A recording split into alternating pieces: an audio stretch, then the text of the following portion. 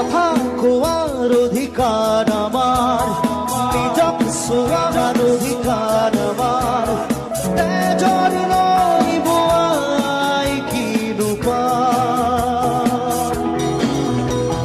নতুন গঢ়াৰ অধিকাৰ আমাৰ, আনক চোৱাৰ অধিকাৰ আমাৰ, চকু